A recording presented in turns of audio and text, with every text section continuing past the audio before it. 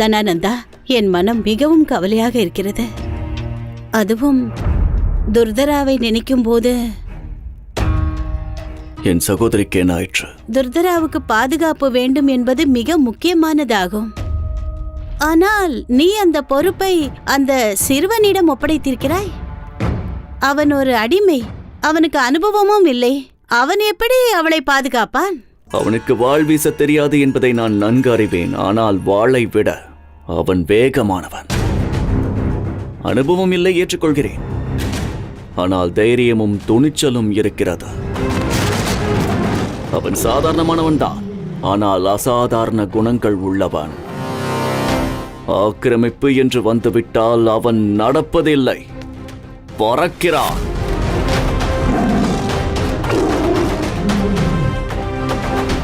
இன்று அவன் நிச்சயம் ஒரு அடிமைதான். ஆனால் அவனது பிறப்பில் அரச வம்சம் அடங்கியிருக்கிறது. அனைத்தையும் நன்கு அறிந்து வைத்திருக்கிறான். தாயே, அவன் இவ்வளவு செய்துவிட்ட பிறகு என்னிடம் 2 வழிகள் தான் இருக்கிறது. முதலாவது, நான் அவனை கொல்ல வேண்டும். ஒருவேளை நான் அவ்வாறு செய்தால் அவனுடைய இந்த பராக்கிரமம் அனைத்தும் வீணாகத்தான் போகும். இரண்டாவது, நான் அவனுக்கு தண்டனை அளிக்கலாம். அவ்வாறு செய்தால் ஒரு நாள் இல்லை ஒரு நாள் அவன் என் முன் என்னுடைய எதிரியாக, என்னுடைய மிக மிக பெரிய எதிரியாக வந்து நிற்க வாய்ப்புள்ளது. சொல்லப்போனால் அவன் ஒரு சேனையுடன் வந்து நிற்கலாம். தனானந்தா, நீ அந்த அடிமையை மிகவும் அதிகமாக நம்புகிறாய்.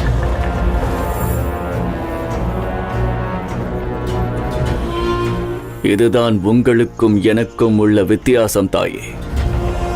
தொலைநோக்கு சிந்தனை, தொலைநோக்குடன் பார்க்கும் சக்தி என்னிடம் இருக்கிறது, ஆனால் உங்களிடம் இல்லை. அதனால்தான் நான் இங்கிருக்கிறேன், நீங்கள் அங்கிருக்கிறீர்கள். என்னுடைய காலை அமுக்கிக் கொண்டு. வைரத்தின் குணமானது அது எதிரியின் கைகளில் இருந்தால் நமக்கு எதிராக ஆயுதமாக மாறலாம். அதுவே நம்மிடம் இருந்து விட்டால் நமக்கான ஆபரணமாகலாம். இம்மாதிரி நற்குணங்கள் அனைத்தும் இருக்கும் அந்த சிறுவனுக்கு தவறான வழி அமைந்து விட்டால் அவன் எனக்கு எதிராக நிற்கலாம். அதனால்தான் நான் அவனை என்னவனாக்கிக் கொண்டுள்ளேன். அவன் கையில் வாள் இருக்கும் தான், ஆனால் அவன் எனக்காக சண்டையிடுவான்.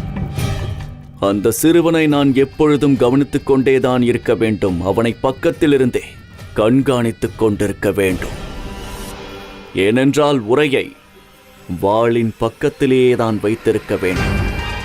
இவனுக்கு சரியான வழி அமைந்துவிட்டால் என்னுடைய வாளின் உரையாக இருப்பான். சரியான வழி அமையவில்லை என்றால் என்னையே தாக்கும் வாளாக மாறிவிடுவான்.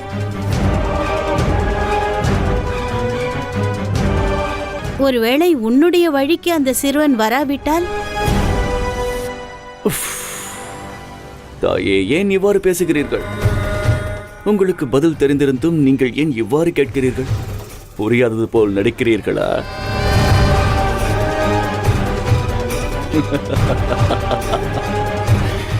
இப்போது கவலை கொள்ள வேண்டிய எந்த அவசியமும் இல்லை தாயே. அந்த சிறுவன் தனக்கு வரும் தடைகளையும் சங்கடங்களையும் தானே சமாளித்துக் கொள்ள தனக்கென ஒரு வழியை தேடுவான்.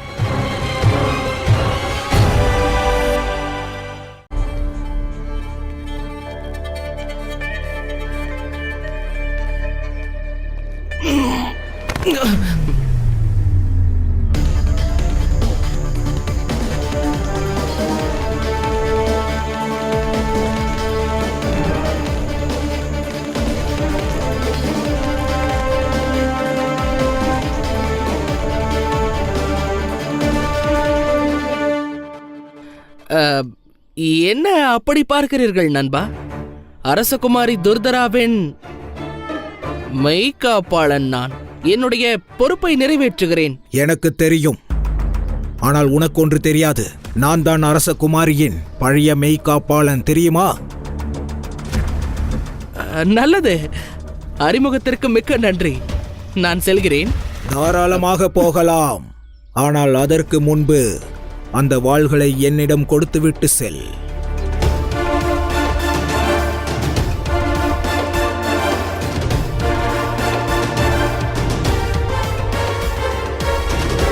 இதற்கு முன்பு நீ ஒரு அடிமை என்று நான் கேள்விப்பட்டேன்.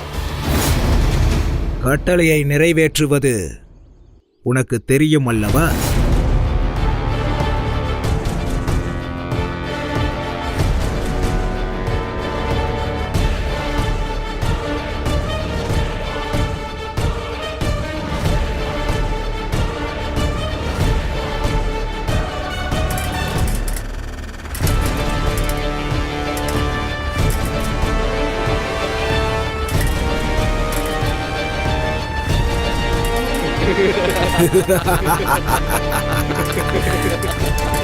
அந்த சிறுவனை பாருங்கள், அவனால் சுமக்க முடியவில்லை. பாருங்கள், அவன் மிகவும் கஷ்டப்படுகிறான்.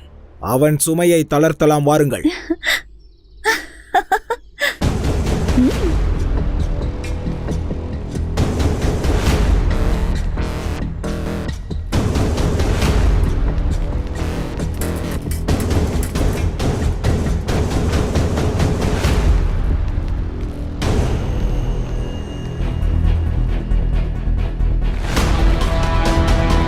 அரண்மனைக்கு செல்வதென்றால் எங்கள் அனைவரையும் ஜெயித்து காட்டு.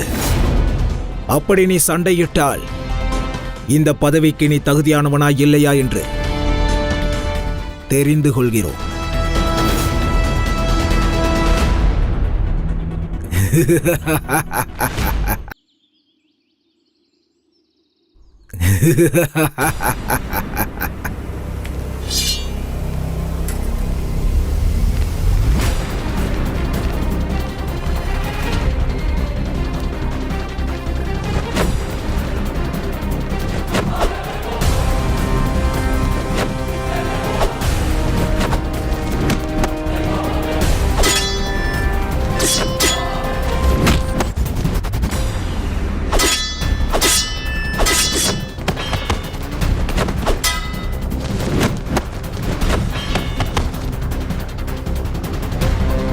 நீங்கள் தவறு செய்கிறீர்கள். மகாராஜா தான் என்னை இந்த பதவிக்கு தேர்வு செய்ததே. மகாராஜா கேட்டால் நாங்கள் சொல்கிறோம். அவனையே அவனால் காப்பாற்றிக் கொள்ள முடியவில்லை, அவன் எப்படி அரச குமாரியை காப்பாற்றுவான் என்று கேட்கிறோம்.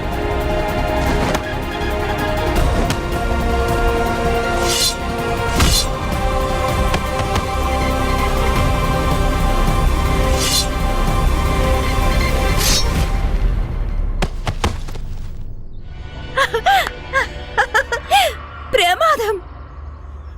நான் நினைத்தது நடந்தது.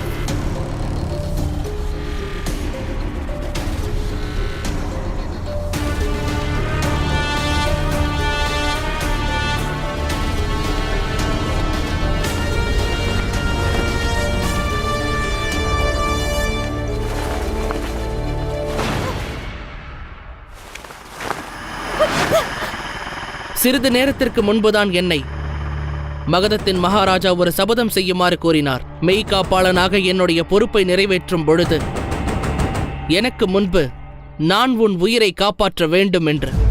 ஒன்றை மறந்துவிடாதே, இவ்வாறான நிலையை மீண்டும் ஒரு முறை உருவாக்கி விடாதே. அதோடு ஒரு வேண்டுகோளும் உள்ளது. நான் என்னுடைய உயிரை பணயம் வைத்து ஒரு அகம்பாவம் பிடித்த பிடிவாதம் கொண்ட அதோடு சுயநலம் கொண்ட எண்ணங்கள் உள்ளவன். நீ என்னை பற்றி இன்னும் புரிந்து கொள்ளவில்லை. மறுமுறை நீ என்னிடம் இதுபோல் தவறாக நடந்து கொண்டால் அதற்கு பிறகு நடப்பதை வேறு. ஆம், நன்றாக யோசித்துப் பார். இனி என் வழியில் குறுக்கிட்டால் உனக்குதான் ஆபத்து வரும்.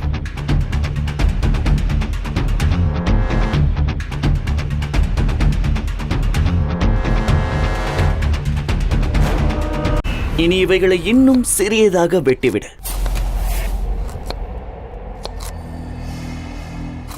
இன்னும் சிறிது, இன்னும் சிறிது, சிறிது சிறிது, இன்னும் சிறிது.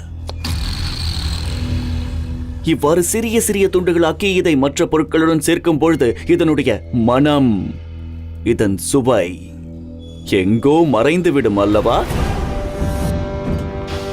ஆமாம் மகாராஜா, அதனால்தான் நாங்கள் வெங்காயத்தை சிறியதாக வெட்டாமல் பார்த்துக் கொள்கிறோம். அப்படி வெட்டினால் அதனுடைய சுவை நமக்கு கிடைக்காமல் போய்விடும். இதேதான். இதில் உங்களுக்கு என்ன புரிந்தது மகாமாத்தியரே? ஒன்று புரிகிறது.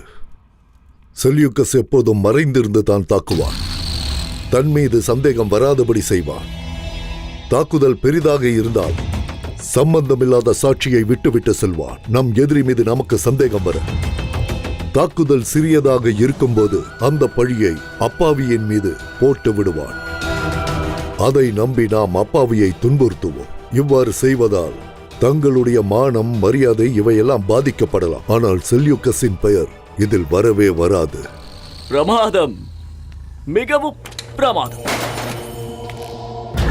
அந்த விவசாயி எப்படி துர்தராவின் ரத்தத்தை குடித்தானோ அவன் இவ்வாறு தான் உணவு உண்ண வேண்டும். ஆம் மகாராஜா.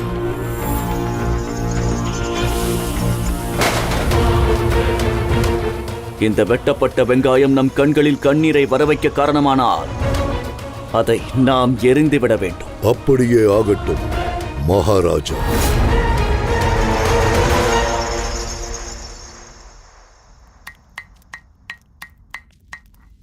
அவன் இன்னும் சிறுபிள்ளையாகத்தான் இருக்கிறான்.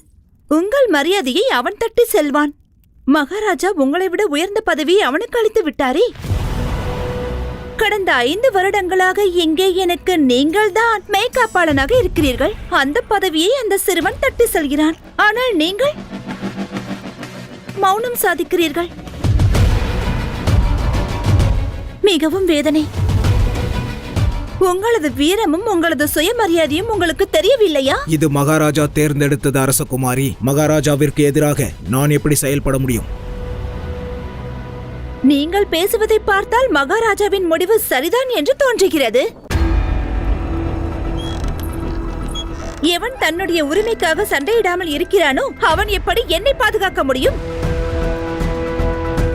உங்கள் உடம்பில் ஓடுவது தண்ணீரா இல்லை ரத்தமா? என் உடம்பில் ஓடுவது ரத்தம் அல்ல, வீரம்தான் ஓடுகிறது அரசகுமாரி. இதற்கான சாட்சியை நான் அவ்வப்போது செய்து காட்டியிருக்கிறேன். தாங்கள் மிகவும் சரியாக கூறினீர்கள். மகாராஜாவின் கட்டளையை ஏற்றுக்கொண்டு நான் மௌனமாக இருந்தேன். ஆனால் இனி அது நடக்காது. என் உரிமையை காப்பாற்றிக் கொள்ள நான் நிச்சயம் சண்டை போடுவேன். வீரனுக்கு இந்த பேச்சுதான் அழகு. செல்லுங்கள், உங்கள் உரிமைக்காக சண்டையிடுங்கள். வெற்றி உங்களுக்கு தான் கிடைக்கும்.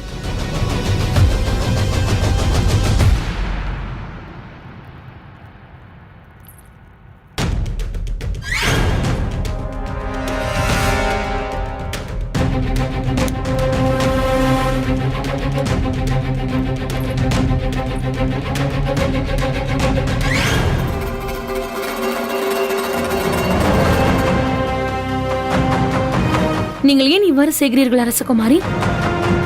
உங்களுடைய சகோதரர் மகதத்தின் மகாராஜா தனானந்தனுக்கு எதிராக செயல்படுகிறீர்களா? இந்த உலகில் எந்த ஒரு தவறையும் மன்னிப்பார் என்றால் அது நான் செய்யும் தவறாக மட்டும்தான் இருக்கும். ஆனால் இப்பொழுது அந்த அடிமை என் வாழ்வில் குறுக்கிட்டு விட்டான். மகாராஜா அவனுக்கு எந்தவித தண்டனையும் அளிக்காமல் அவனுக்கு பரிசுகளை அளித்திருக்கிறாரே.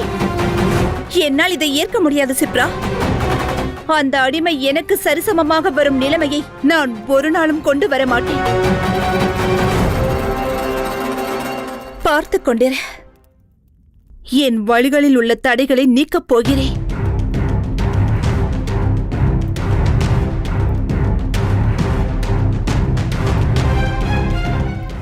அற்புதமாக இருக்கிறது. இந்த ஓவியத்தை பார்த்தாயா? என்னை விட அழகி வேறு எவருமே இல்லை.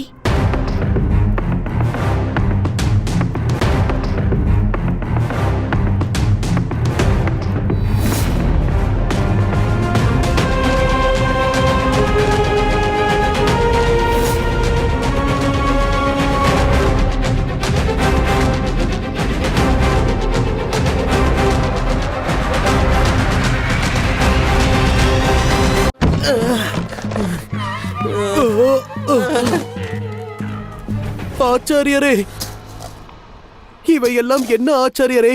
நாங்கள் தங்களுக்கு சந்திரகுப்தன் இருப்பதற்கு இடத்தை அமைக்க உதவி செய்யலாம் என்று நினைத்தோம். அதனால்தான் தாங்கள் என்ன கூறினீர்களோ அதை செய்ய முன் வந்தோம்.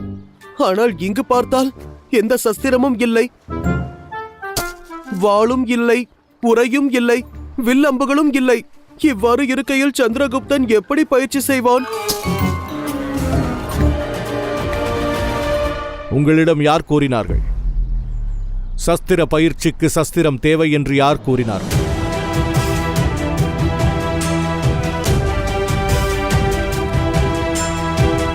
ஆச்சாரியரே, புதிர் போட்டு பேசாதீர்கள். உங்களுடைய திட்டம் என்னவென்று எங்களுக்கு விளக்கமாக கூறுங்கள். இந்த ஏற்பாடுகளை எல்லாம் பார்க்கும் பொழுது எனக்கு ஒரு விஷயம் புரியவில்லை. எங்களுடைய நண்பன் சந்திரன் இந்த குச்சிகளின் துண்டுகள், இந்த நீர் பானைகள், பிறகு அந்த கூடையில் இருக்கும் சர்பம், அந்த குச்சிகளால் ஆன ஏணியின் மூலம் எந்த வகையில் மகானாக முடியும்? எனக்கு புரியவில்லை. இது எந்த வகையான பயிற்சி ஆச்சாரியரே?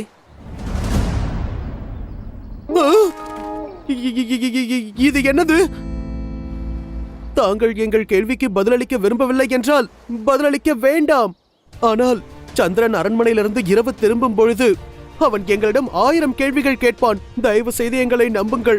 தன் கேள்விகளுக்கு பதில் கிடைக்கவில்லை என்றால் அவன் தங்களுடைய வேலையை செய்யவே மாட்டான்.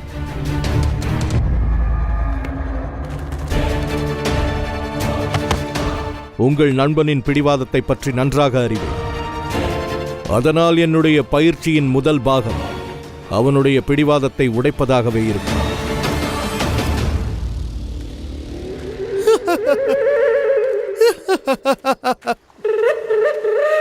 உங்களுக்கு எல்லா அதிகாரமும் இருக்கிறது. மனமார்ந்த வாழ்த்துக்கள். நாங்கள் உங்களுடன் இருக்கிறோம்.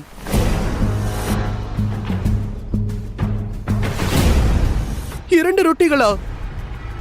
இத்தனை தானா? இன்னொரு ரொட்டி, என்னுடைய இன்னொரு ரொட்டி. ஆச்சாரியரே, என்னுடைய இன்னொரு ரொட்டி எங்கே? நான் உங்களிடம் கூறினேனே, நான் என்னுடைய உணவில் கட்டுப்பாடு வைக்க முயற்சி செய்து கொண்டிருக்கிறேன். ஆனால் தாங்கள் உணவை திருடிவிட்டீர்கள்.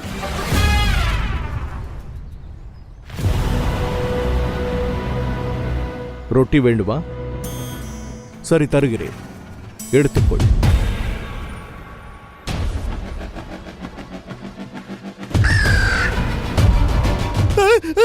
என் ரொட்டி, என் ரொட்டி, என் ரொட்டியை கொடு, என் ரொட்டியை கொடு.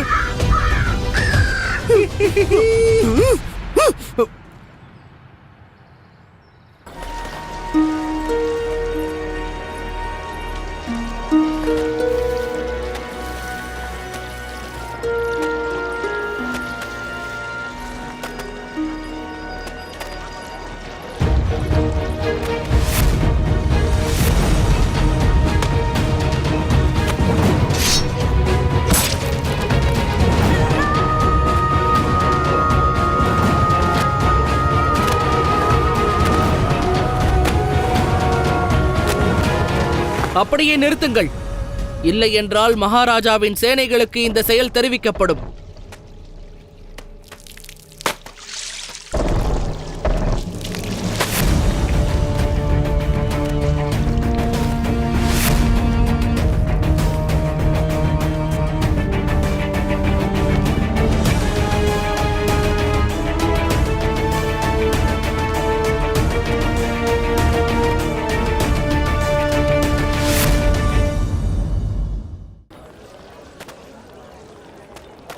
உன்னுடைய இந்த அரச வேடத்தை பார்க்கும் பொழுதே தெரிகிறது. உன்னுடைய அந்த துஷ்ட சுவாமியின் கொள்கையும் அவனுடைய நிஷ்டையும் இரண்டும் உன்னோடு சேர்ந்திருக்கிறது. இங்கு பாருங்கள் வீரபத்ரனின் தாயி, உங்கள் வலி எனக்கு புரிகிறது.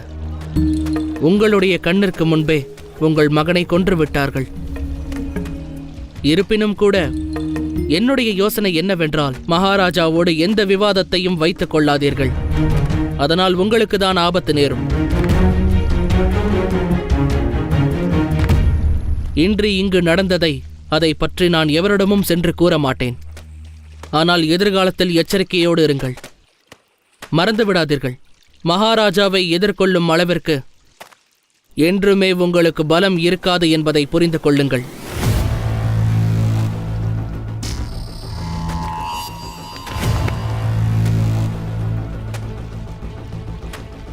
எந்த வாள் உன் கையில் இருக்கிறதோ அதனுடைய உருவாக்கத்தில் அவ்வப்போது சிறு சிறு வீச்சுக்கள் உனக்கு உண்டாகத்தான் செய்யும். காயங்கள்தான் இந்த சக்திக்கு அடையாளமாக மாறுகிறது. அதே போலத்தான் சுதந்திரத்தின் சிறு சிறு செயல்கள் எல்லாம் ஜுவாலையாக மாறுகிறது. பார்த்து கொண்டிரு. என்னுடைய செயல்களால் தனானந்தனின் மானம் காற்றில் பறக்கும். எந்த வாள் உன் கையில் இருக்கிறதோ அதனுடைய உருவாக்கத்தில் அவ்வப்போது சிறு சிறு வீச்சுக்கள் உனக்கு உண்டாகத்தான் செய்யும். காயங்கள்தான் இந்த சக்திக்கு அடையாளமாக மாறுகிறது. அதே போலத்தான் சுதந்திரத்தின் சிறு சிறு செயல்கள் எல்லாம் ஜுவாலையாக மாறுகிறது. பார்த்து கொண்டிரு. என்னுடைய செயல்களால் தனானந்தனின் மானம் காற்றில் பறக்கும். தாயே, நான் உங்களிடம் முன்பே கூறிவிட்டேன், எப்பொழுதுமே நான் எந்த ஒரு காரியத்தை செய்தாலுமே நிச்சயம் தலை வணங்கிதான் அதை செய்வேன் என்று. அதோடு என்னுடைய தாயையும் நான் தேடுவேன்.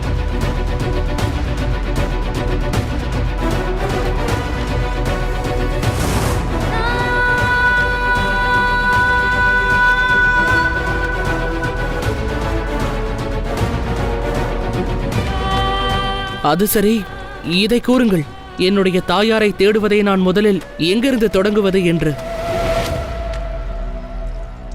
மகாராஜாவிற்கு நீ மிகவும் நெருக்கமானவன் தானே? அவரிடமே சென்று இதை கேள்.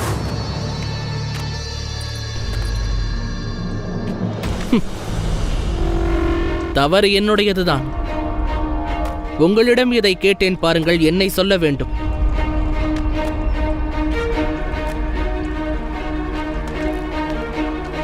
ஒரு விஷயம் கூறவா தாயே? இரத்தக்கரை என்றுமே மறையாது. நீங்கள் இந்த வஸ்திரத்தை தோய்த்து என்னுடைய நிலை, அதோடு நேரம் இரண்டையுமே வீணாக்கிக் கொண்டிருக்கிறீர்கள். இதை சற்று சுடுநீரில் போட்டு ஊற வைத்து பாருங்கள். இவ்வாறு சிரமம் கொள்ள அவசியமே இருக்காது.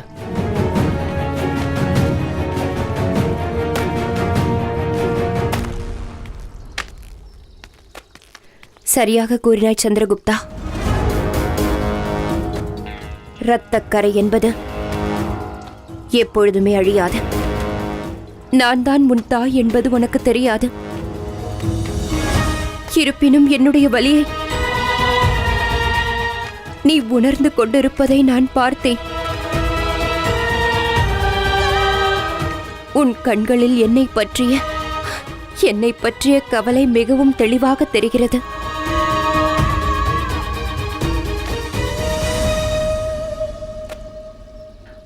ஆனால் இதே கண்களால் நான் ஒரு நாள் நிச்சயம் காண்பேன். அதுதான் தனானந்தனின் அழிவு.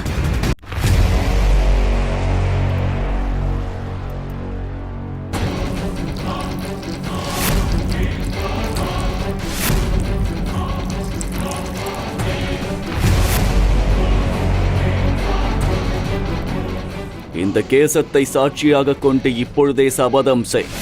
கூறு, நான் சந்திரகுப்தன் மகாராஜா தனானந்தனின் வம்சத்தை சாட்சியாக கொண்டு சபதம் செய்கிறேன்.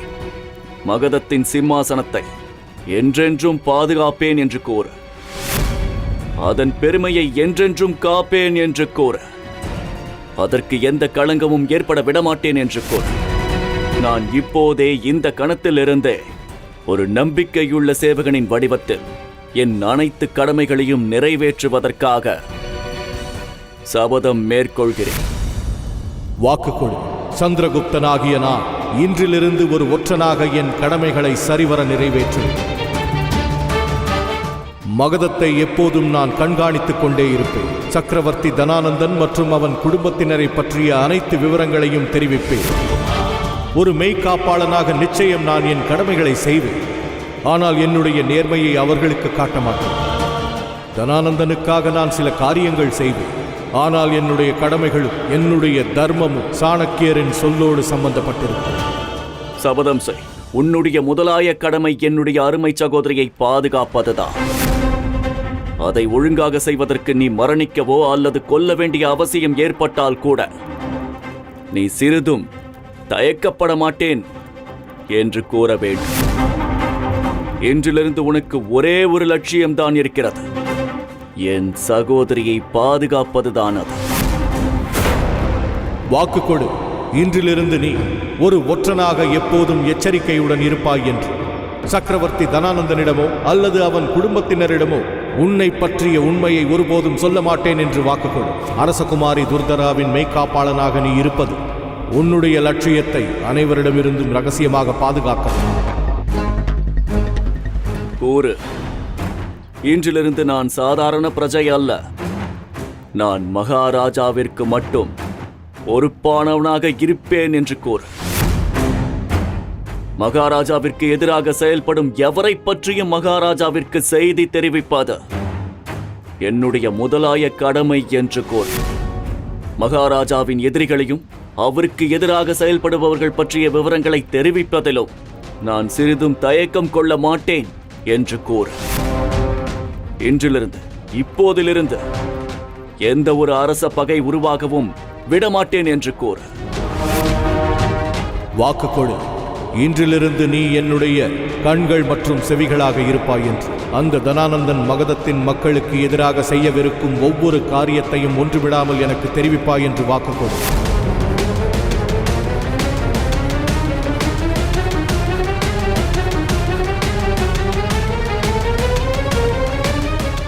என்ன ஆயிற்று? நீ இந்த அளவிற்கு மௌனமாக இருந்து இதுவரை நான் பார்த்ததில்லையே. ஒருவேளை உனக்கு இந்த சபதம் உன் மனதிற்கு எதிராகவோ அல்லது விருப்பமில்லாமல் இருப்பதாக தோன்றுகிறதா? பதில் கூறு.